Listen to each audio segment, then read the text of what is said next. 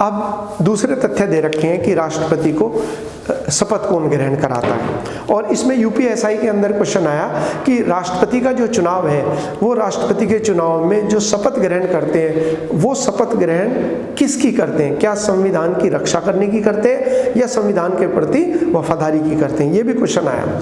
तो भारत के अंदर जो राष्ट्रपति की शपथ है उससे जुड़े हुए कुछ क्वेश्चंस हैं। वो क्वेश्चन एक तो यूपीपीसीएस में पूछा गया, जब ये पूछा गया कि जब हम पढ़ते हैं संविधान के अंदर 12 अनुसूचियां, 12 शेड्यूल, तो हम पाते हैं जो तीसरी अनुसूची है, 3rd शेड्यूल है, उसमें विभिन्न पदाधिकारियों के, ऑफिसर्स के शपथ या ओथ ग्रहण करने का उल्लेख है, लेकिन वहाँ राष्ट्रपति का उल्लेख नहीं है।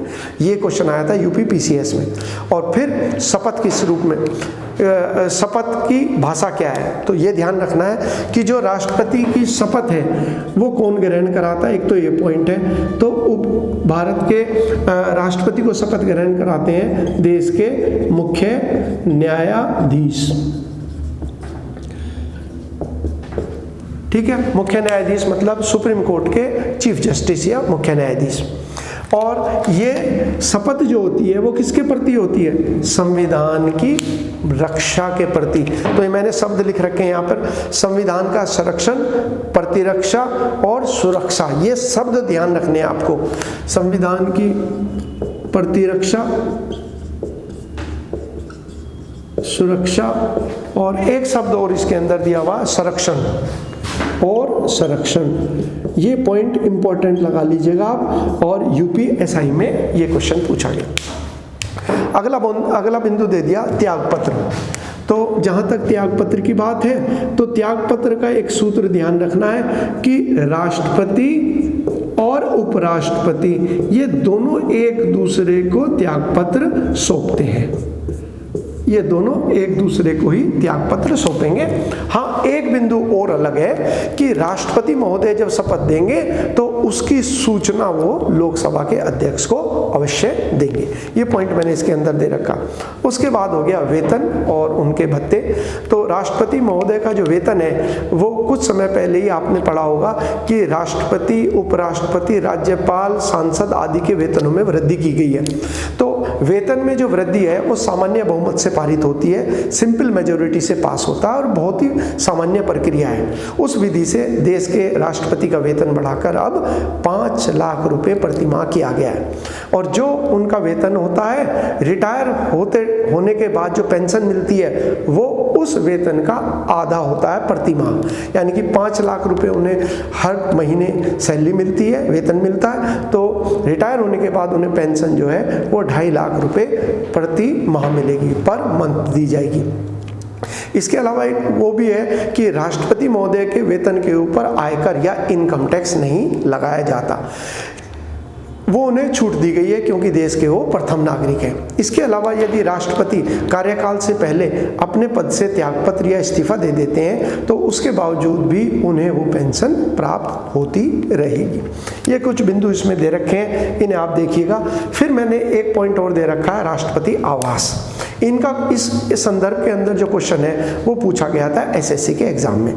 तो डीपी वाले जो बच्चे तैयारी कर रहे हैं वो इसको ध्यान देंगे।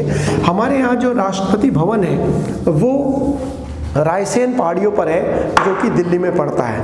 रायसेन पहाड़ियाँ जो है अरावली पहाड़ियों का हिस्सा ही है, और उसका निर्माण जो है वो ब्रिटिश शासन के दौरान किया गया, और उसका जो वास्तुकार है, उसका जो आर्किटेक्ट है, उसका नाम है एडवर्ड लुटियन। तो जो राष्ट्रपति आवास है, आवास, उसको एडवर्ड लुटियन का नाम आएगा,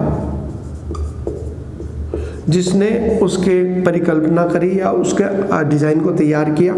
और इसके अंदर जो सबसे पहले गवर्नर जो इसके अंदर रहा वो था लॉर्ड इरविन, क्योंकि इसे पहले जो है वाइसराय भवन कहा जाता था, और जब देश स्वतंत्र हो गया तो उसके बाद इसे राष्ट्रपति भवन कहा जाने लगा। ये पॉइंट ध्यान रखना है एडवर्ड लुटियन का। अब आते हैं एसएससी में क्या क्वेश्चन आया।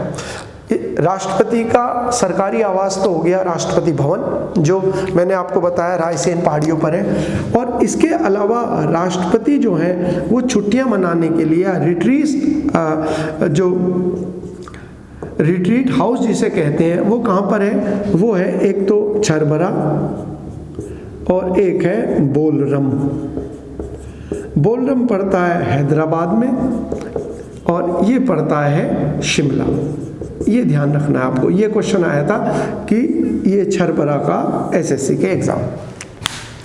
अगला पॉइंट हो गया महाभियोग की प्रक्रिया। यहाँ पर ये ध्यान देने योग्य बात है कि हमारे संविधान के अंदर अमेरिका के संविधान से या अमेरिकन कॉन्स्टिट्यूशन से एक चीज़ ली गई है जिसे कहते हैं इम्पीचमेंट, यानी कि राष्ट्रपति को कार्यकाल पूरा होने से पहले यदि हटाना है तो एक ही प्रक्रिया है, उसे कहते हैं महाभियोग की प्रक्रिया। अब इसके बारे में क्या क्या चीज़ें हैं जो विशिष्ट हैं वो मैं ज़रा आपको बता देता हूँ।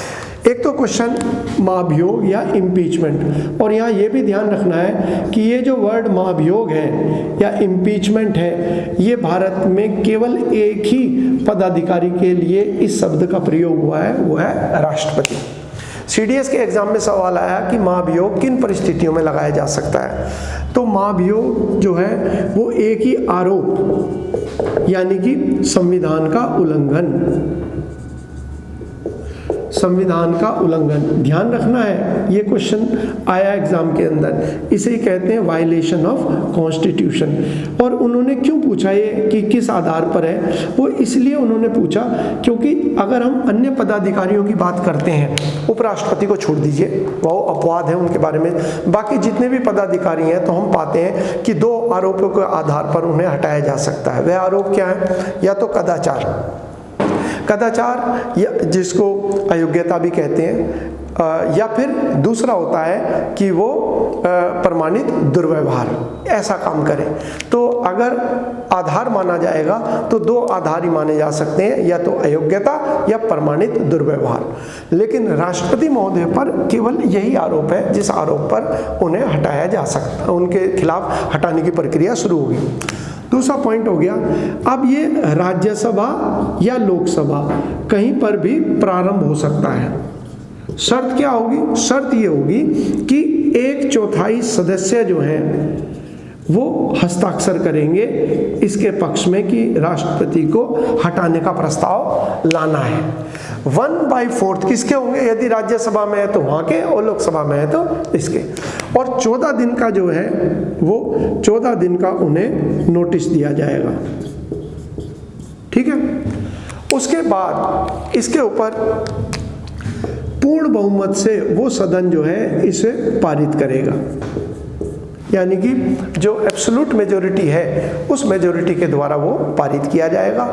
और जब एक सदन ने पारित कर दिया, जैसे राज्यसभा ने पारित कर दिया, तो फिर वो जाएगा लोकसभा में, लोकसभा भी उस मामले पर जांच करेगी और उसके बाद वो भी पूर्ण बहुमत से यदि उसको पारित करेगी। जैसे मैंने यहाँ पे पॉइंट दे रखा, 14 दिन का नोटिस दिया जाएगा और इसके अंदर 2/3 पूर्ण बहुमत में, यहाँ तात्पर्य जो है वो 2/3 बहुमत से है, यानी कि सदन की संख्या के जो कुल सदस्य उपस्थित और मतदान करने होंगे उसके 2/3 बहुमत उसके पक्ष में मतदान करेंगे, तब उन्हें पद से हटाया जा सकता है। तो ये भी ध्यान रखना है। और दूसरा सदन जो है, दूसरा सदन वह भी 2/3 बहुमत, यानी कि इस विधि से ही, जो विधि पहले सदन में अपनाई गई वही विधि जो है दूसरे सदन में अपनाई जाएगी। यहाँ मैं पूर्ण की जगह दूसरा शब्द लिख देता हूँ, कभी आपको कंफ्यूजन हो, विशेष बहुमत, ये शब्द ज़्यादा सही रहेगा, यानी कि स्पेशल मेजॉरिटी से पारित होगा। और चूंकि ये जो बहुमत है ये प्राप्त करना एक कठिन प्रक्रिया है, बहुत मुश्किल काम है। तो इसके अलावा देश के जो राष्ट्रपति हैं वो हमारे यहाँ केवल सांकेतिक मुखिया हैं, यानी कि केवल वो टिटुलर हेड है, इसीलिए उन पे इतने अधिकार भी नहीं है कि उन्हें संविधान के उल्लंघन का दोषी भी पाया जा सके। तो इन परिस्थितियों के चलते हुए आज तक किसी भी राष्ट्रपति के ऊपर ये प्रक्रिया नहीं चलाई गई है। उसके बाद जब ये प्रक्रिया पूरी हो जाएगी, यानी कि दोनों सदन प्रस्ताव को पारित कर देंगे, उसके बाद जो उपराष्ट्रपति हैं वो अस्थायी राष्ट्रपति के पद का पदभार संभालेंगे और 6 महीने के भीतर राष्ट्रपति का 6 माह के भीतर राष्ट्रपति का चुनाव अवश्य हो जाना चाहिए। यहाँ पर एक चीज और आप ध्यान दीजिए जो मैंने बुक में भी दे रखी है, वो ये है कि जैसे कुछ मामलों में राष्ट्रपति को हटाने की प्रक्रिया और राष्ट्रपति को चुनने की प्रक्रिया में भिन्नताएं हैं। क्या है? जब हमने कहा कि राष्ट्रपति का जो चुनाव होगा उसमें राज्यसभा लोकसभा के केवल चयनित सदस्य हिस्सा लेंगे और विधायक भी हिस्सा लेंगे राज्य के, लेकिन जब राष्ट्रपति महोदय को हटाने की बात आएगी तो इसमें क्या होगा? इसमें चयनित प्लस मनोनीत दोनों सदस्य लेंगे, यानी कि नॉमिनेटेड और इलेक्टेड दोनों ही सदस्य राष्ट्रपति को हटाने की प्रक्रिया में हिस्सा लेंगे और वो एमएलए जो राष्ट्रपति को चुनते हैं वो इसमें हिस्सा नहीं लेंगे।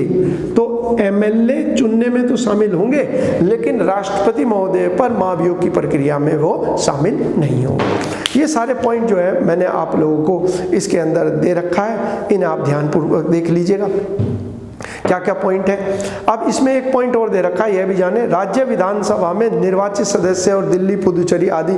तो ये मैंने आपको बता दिया कि दिल्ली, पुदुचेरी और अब एक पॉइंट और जोड़ देना आगे से जुड़ेगा उसमें जम्मू कश्मीर। ये तीन जो हमारे संघ शासित प्रदेश या यूनियन टेरिटरी है वो राष्ट्रपति के चुनाव के अंदर हिस्सा लेते हैं। मैंने पूर्व में भी बताया, लिखा भी हुआ।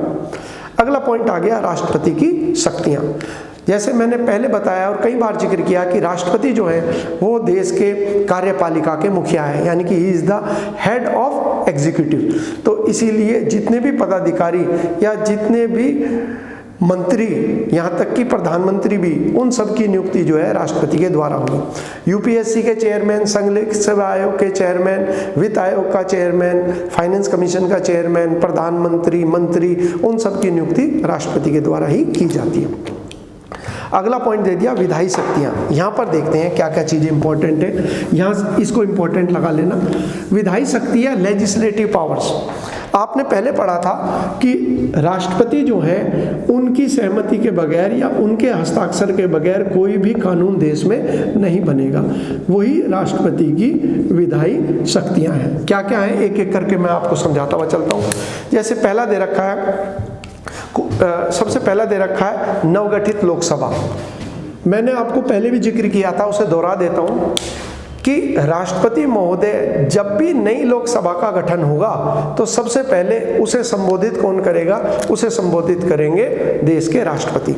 जैसे 2019 में भारत के अंदर 17वीं लोकसभा का गठन हुआ, तो 17वीं लोकसभा जो है जब पहली बैठक आयोजित करेगी तो उसे संबोधित करते हैं देश के राष्ट्रपति।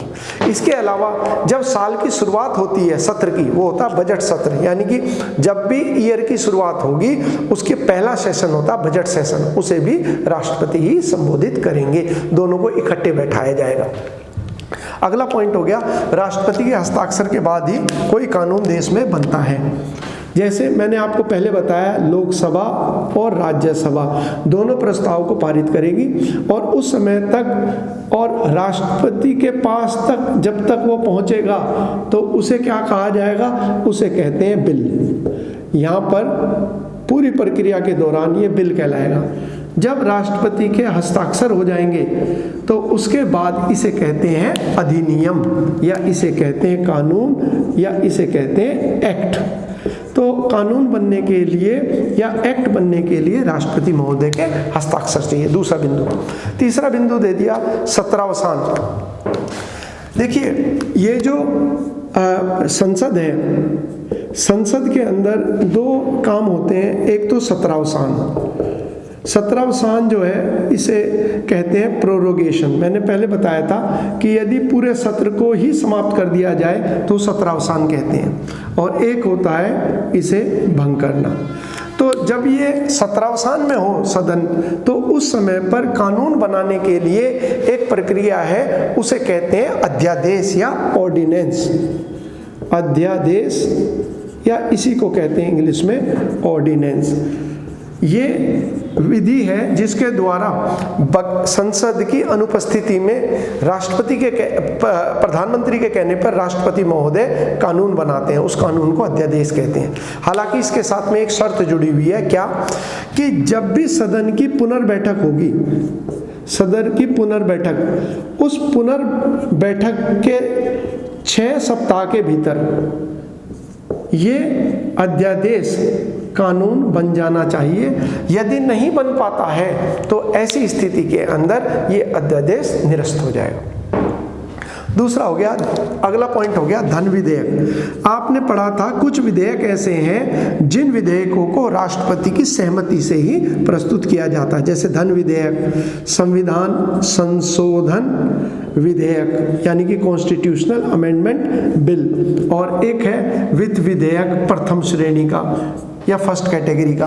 तो ये विधेयक संसद के अंदर पारित होने के लिए जरूरी है राष्ट्रपति से अनुमति ली जाए। अगला हो गया, राष्ट्रपति संयुक्त बैठक को बुलाते हैं। यदि लोकसभा और राज्यसभा में किसी विधेयक पर संशोधन को लेकर सहमति ना बने, किसी भी बिल पर जो अमेंडमेंट है या उसका जो स्वरूप है उसको लेकर यदि सहमति नहीं बनती तो ज्वाइंट सिटिंग बुलाई जाएगी। इसी को कहते हैं संयुक्त बैठक। और इस संयुक्त बैठक को बुलाने का, आह्वान करने का, कॉल करने का अधिकार है प्रेसिडेंट को। अगला पॉइंट हो गया, यदि लोकसभा में अध्यक्ष और उपाध्यक्ष दोनों के ही पद रिक्त हो जाएं, ऐसी स्थिति के अंदर उसका अध्यक्ष कौन बनेगा, ये अधिकार देश के राष्ट्रपति को है। अगला हो गया, सदन में मनोनयन या नॉमिनेशन। तो यदि आप देखेंगे नॉमिनेशन, तो हम ये पाते हैं कि ये जो अधिकार है नॉमिनेशन या मनोनयन का, ये अधिकार जो है राष्ट्रपति को है और लोकसभा में 2 आंग्ल भारतीय को। हालांकि ध्यान रखिए इस बात को कि 104वें संविधान संशोधन के द्वारा सरकार ने इन 2 आंग्ल भारतीयों के मनोनयन को भविष्य के लिए आरक्षण की श्रेणी से बाहर कर दिया है। तो अब संभवतः ये विधि नहीं अपनाई जाएगी, लेकिन जो अब तक किताबों में दी गई है उसका मैं उल्लेख कर रहा हूँ। और राज्यसभा के अंदर 12 सदस्यों का मनोनयन राष्ट्रपति करते हैं। अगला पॉइंट दे दिया, चुनाव आयोग के परामर्श के बाद ही राष्ट्रपति किसी भी सांसद या विधायक की सदस्यता को निरस्त करते हैं। क्या मतलब हुआ इसका? इसका मतलब यह हुआ कि जैसे सांसद हैं और विधायक हैं राज्यों के अंदर, अब क्या होगा, ये जनता के द्वारा चुने गए हैं, जैसे लोकसभा के सांसद हैं और अप्रत्यक्ष चुने गए राज्यसभा के। अब किसी सांसद के बारे में कोई शिकायत मिलती है, चाहे तो दल बदल विरोधी कानून की बात हो, यानी कि एंटी डिफेक्शन लॉ है कि इन्होंने एक पार्टी के टिकट पर चुनाव लड़ा और चुनाव जीतने के बाद इन्होंने उस पार्टी की जगह अन्य पार्टी में शामिल हो गए, ऐसा कोई आरोप हो। या जैसे लाभ का पद है, ऑफिस ऑफ प्रॉफिट है, जो किसी भी मंत्री, सांसद आदि वो ग्रहण नहीं कर सकता। तो यदि ऐसा आरोप लगता है तो इन सारे आरोपों की जांच जो है वो करता है चुनाव आयोग, इलेक्शन कमीशन। इलेक्शन कमीशन, चुनाव आयोग जांच करने के बाद अपनी रिपोर्ट राष्ट्रपति को देता है और यदि वो कहता है कि संबंधित सांसद जो है वो अपनी योग्यता खो रहा है किसी उस आरोप के कारण जो लगाया गया है, तो उसकी सदस्यता निरस्त कर दी जाती है। वो अधिकार भी राष्ट्रपति का। यदि राज्यों में विधायक की बात आएगी तो वहां पर क्या होगा, ऐसे मामले में जो निर्णय है वो इलेक्शन कमीशन की सिफारिश पर कौन लेता है, वो लेता है राज्यों के राज्यपाल। तो वहाँ राज्यपाल की बात आएगी। और केंद्र में अगर बात होगी या संघ शासित प्रदेश हो, जैसे दिल्ली है, पुदुचेरी है, यहाँ भी किसी विधायक के खिलाफ यदि शिकायत मिलती है ऐसी, तो जांच इलेक्शन कमीशन करेगा और देश के राष्ट्रपति ही उसकी सदस्यता को समाप्त करेंगे। अगला पॉइंट हो गया राज्य विधायिका द्वारा पारित। इसका मतलब ये हो गया, देखिए हमारे यहाँ पर जो राज्य है वहाँ पर जो स्थिति केंद्र में राष्ट्रपति की है वो राज्य में राज्यपाल की है। यानी कि राज्यों में कानून कब बनेगा, यदि विधानसभा के साथ में विधान परिषद भी है तो दोनों से ही पारित होगा और उसके बाद वो जाएगा राज्यपाल या गवर्नर महोदय के पास। उस समय जब तक हस्ताक्षर नहीं होते तो इसे विधेयक या बिल कहेंगे, और जब हस्ताक्षर हो जाएंगे राष्ट्रपति महोदय के तो इसे वही कहेंगे कानून या एक्ट। अब राज्यपाल के पास में हमारे संविधान में एक अधिकार दिया गया है कि वो अगर चाहते हैं तो वो किसी भी विधेयक को विचार विमर्श के लिए राष्ट्रपति के पास भेज सकते हैं। और राष्ट्रपति उस मामले में अपना विचार वापस भेज देते हैं यहाँ की राज्य की विधानमंडल को। हालांकि राज्य की विधानमंडल यदि उस प्रस्ताव को स्वीकार करती है उस रूप में जो राष्ट्रपति महोदय ने वापस भेजा है, या उसमें कोई बदलाव करती है, तो उसके बाद फिर वो राष्ट्रपति के पास जाएगा और राष्ट्रपति के हाथ नहीं बंधे हुए कि वो उस पर हस्ताक्षर अवश्य करेगा। लेकिन अगर ये बात संसद की होती और संसद ने राष्ट्रपति के द्वारा पुनर्विचार के लिए भेजे गए किसी विधेयक को जू का तू वापस राष्ट्रपति के पास भेजा तो राष्ट्रपति को साइन जरूर करने होंगे, लेकिन राज्यों के मामले में राष्ट्रपति के हाथ नहीं बंधे हुए।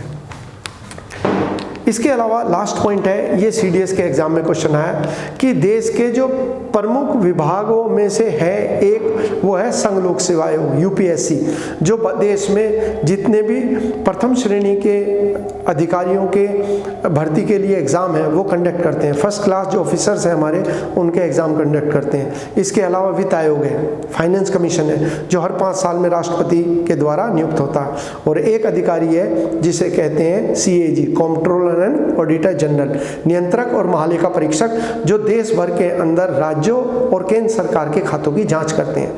ये सारे के सारे अपनी रिपोर्ट जो है राष्ट्रपति को सौंपते हैं और राष्ट्रपति ही उनको संसद के पटल पर प्रस्तुत करते हैं।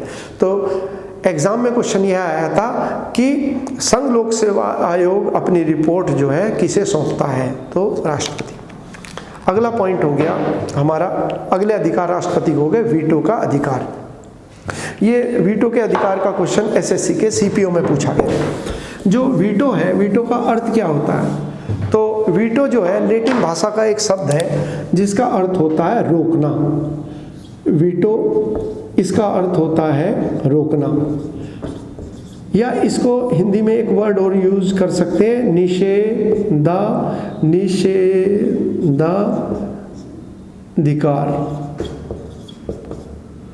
ठीक है जी, यानी कि किसी चीज को रोकने का अधिकार, इसी को वीटो कहते हैं। तो वीटो का अर्थ ये हो गया कि यदि संसद ने जल्दबाजी में या गलत मंशा के साथ कोई कानून बनाकर भेजा है राष्ट्रपति के हस्ताक्षर के लिए, तो राष्ट्रपति अपने विवेक का इस्तेमाल कर सकें ऐसे ही इसी कार्य के लिए, ताकि राष्ट्रपति जो है कोई निर्णय राष्ट्रहित में ले सकें, ये वीटो का अधिकार है। तो राष्ट्रपति के पास जो है ये 3 विकल्प हैं, जैसे हमने पहले भी पढ़ा था, मैं उन्हें दोहरा देता हूँ।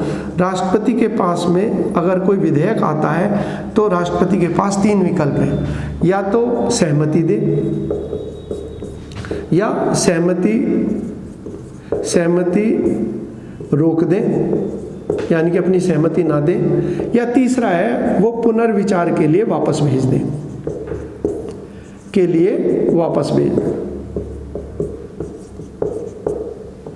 इन्हीं विधियों को प्रयोग में ला सके राष्ट्रपति, उसी के लिए ये वीटो के विकल्प राष्ट्रपति को दिए गए हैं। तो एसएससी के सीपीओ में सवाल आया, वीटो कितने प्रकार के हैं भारत में राष्ट्रपति के पास में? तो राष्ट्रपति के पास 3 प्रकार के वीटो हैं। एक तो कहलाता है पूर्ण वीटो, इसे कहते हैं एब्सोल्यूट वीटो। दूसरा होता है राष्ट्रपति के पास, इसे कहते हैं निलंबन का वीटो, इसे कहते हैं सस्पेंशन वीटो। तीसरा जो वीटो है इसे कहते हैं पॉकेट वीटो। तीनों को मैं समझा देता हूं। पूर्ण वीटो का मतलब है कि जब राष्ट्रपति के पास कोई विधेयक आता है तो राष्ट्रपति अपनी सहमति रोक सकते हैं, इसे कहते हैं पूर्ण वीटो।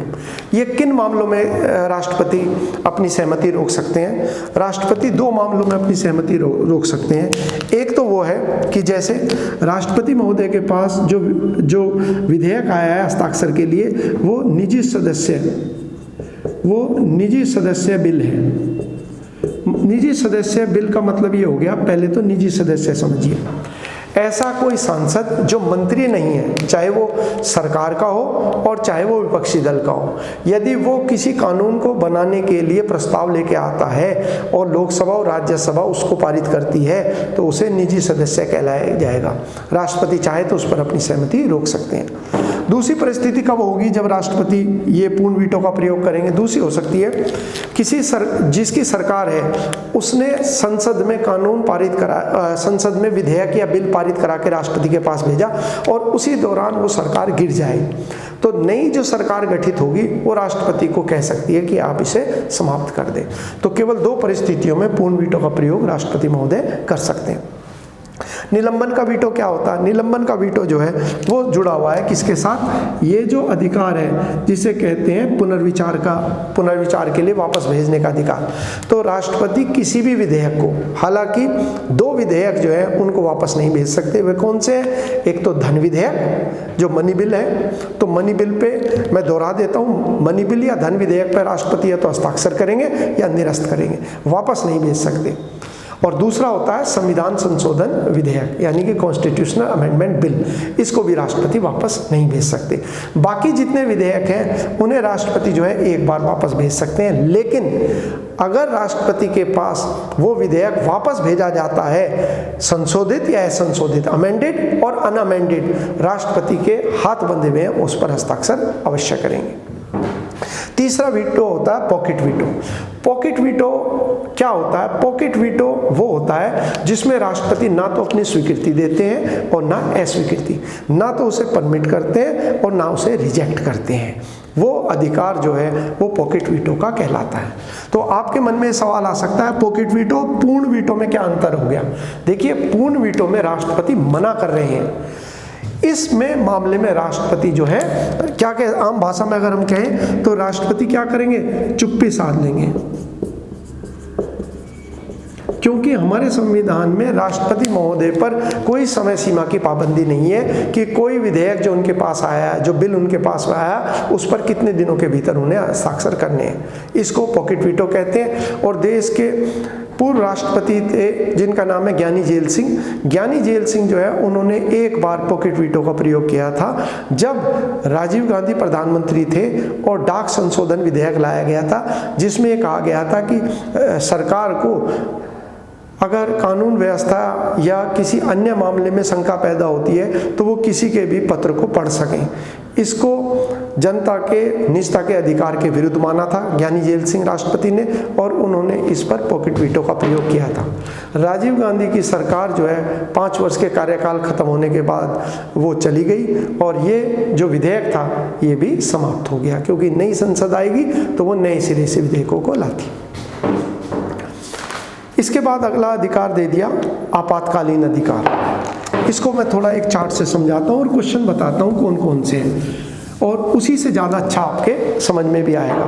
देखिए, हमने कहा कि ये 3 प्रकार के हमारे यहाँ आपातकालीन अधिकार राष्ट्रपति महोदय को दिए गए हैं। वो कौन कौन से हैं? देखिए, 3 हो गए। एक तो कहलाता है राष्ट्रीय आपातकाल, इसे कहते हैं नेशनल इमरजेंसी, और दूसरा कहलाता है राज्य आपातकाल या इसको राष्ट्रपति शासन भी कहते हैं, और तीसरा होता है वित्त आपातकाल जिसे फाइनेंशियल इमरजेंसी कहते हैं।